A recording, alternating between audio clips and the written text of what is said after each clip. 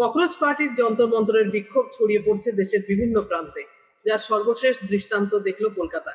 শিয়ালদা থেকে ধর্মতলা মানুষের জনস্রোত, শিক্ষামন্ত্রী ধর্মেন্দ্র প্রধানের ইস্তফা যার প্রধান দাবি। এই বিক্ষোভ আন্দোলন কি সত্যিই ভিত টলিয়ে দিয়েছে কেন্দ্রের?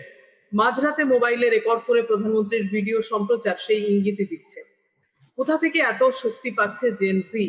তাদের ভয় না পাওয়া বেপরোয়া মনোভাবই কি ভাবাচ্ছে শাসককে?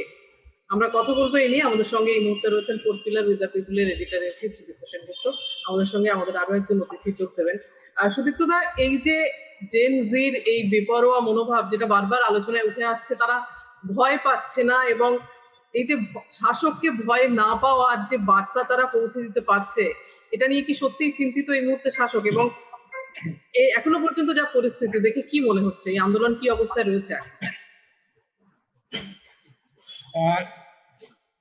ভয় তো শাসককে পাওয়ার কথা নয় নাগরিকের, মানে যে আইন মানা নাগরিক, রাষ্ট্রের সঙ্গে সুসম্পর্ক রেখে চলা নাগরিক, যেমন অধিকাংশ নাগরিককে আমি তুমি আমরা আমাদের দর্শকরা এই মুহূর্তে অনুষ্ঠান দেখছেন, আমরা সরকারকে শাসককে ভয় পাবো কেন?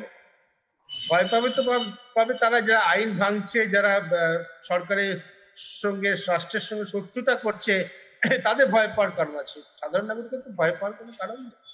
তুমি যেটা বললে সেটা আমি ঠিক বলেই মনে করি। এই যে আরশোলার দাপটে নতজানু মোদীর সরকার যেটা আমরা বলছি, সেটা আমি সেটা মনে করছি।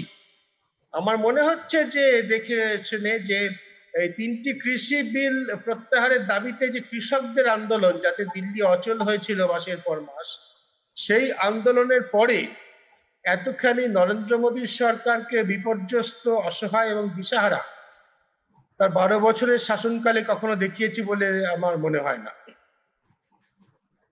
সরকার একাধারে বিপর্যস্ত, দিশাহারা এবং অসহায়ের মতো আচরণ করছে। আমাদের নিশ্চয়ই মনে আছে, দর্শকদের মনে থাকবে যে ওই কৃষি বিল প্রত্যাহারের দাবিতে দীর্ঘ আন্দোলন, যাতে বহু কৃষকের মৃত্যু হয়েছিল। মাসের পর মাস কৃষকরা বসেছিলেন, রাস্তায় বসেছিলেন, দিল্লি অবরুদ্ধ করে বসেছিলেন। তারপরে কিন্তু শেষ পর্যন্ত নরেন্দ্র মোদীকে ঘোষণা করতে হয়েছিল যে কৃষি বিলগুলি তারা প্রত্যাহার করে নিচ্ছেন, অর্থাৎ কিনা কৃষকদের দাবির সামনে তাদের নতজানু হতে হয়েছিল। এইবারও সেই রকম পরিস্থিতি তৈরি হয়েছে। এখনো পর্যন্ত যদিও ধর্মেন্দ্র প্রধান ইস্তফা দেবেন, শিক্ষামন্ত্রী ইস্তফা দেবেন, এরকম কোনো সুনির্দিষ্ট তথ্য আসেনি কোনো, কিন্তু এখনো পর্যন্ত পরিস্থিতিতে যা রয়েছে তাতে উপর সরকারের নিয়ন্ত্রণ নেই, এটা বোঝাই যাচ্ছে। এবং তার ফলে এই আন্দোলন এখন কতদূর যাবে, কোথায় যাবে, তা এখনো পর্যন্ত একেবারেই বলা মুশকিল। এবং এটা তো কোনো রাজনৈতিক দলের আন্দোলন নয় যে নির্দিষ্ট কয়েকজন ব্যক্তির সঙ্গে আলোচনা করে তাদের সঙ্গে বোঝাপড়া করে এই আন্দোলন দমন করা যাবে বলে মনে হয় না।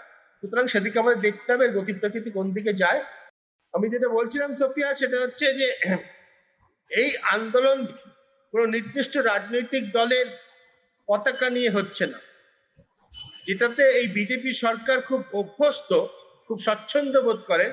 সেটা হচ্ছে বিশেষ কয়েকজন যদি নেতা নেত্রী থাকে, বিশেষ করে পোড় খাওয়া রাজনৈতিক নেতা নেত্রী থাকেন, যেমন তৃণমূল কংগ্রেসের মতো দলে ছিল, তাদের সঙ্গে ডিল করতে, ডিল শব্দটা আমি ব্যবহার করবো, যেরকম ডোনাল্ড ট্রাম্প ব্যবহার করেন বিভিন্ন আলোচনার ক্ষেত্রে, তাদের সঙ্গে ডিল করতে সরকারের খুব সুবিধা হয়। সরকারের হাতে নানান রকম এজেন্সি আছে, সিবিআই আছে, ইডি আছে, ইনকাম ট্যাক্স দপ্তর আছে, তাদের ব্যবহার করে সরকার এই পোড় খাওয়া রাজনৈতিক নেতা, যাদের আলমারিতে অনেক কঙ্কাল লুকোনো থাকে, তাদের সে কঙ্কালগুলো একটা একটা করে বার করিয়ে সামনে একটু নাচিয়ে দিয়ে সরকার তাদের সঙ্গে ডিল করে ফেলতে পারে। যেটা করতে এই নরেন্দ্র মোদী, অমিত শাহ সরকার খুব অভ্যস্ত, খুব স্বচ্ছন্দ, খুব ভালোভাবে তারা করতে পারে।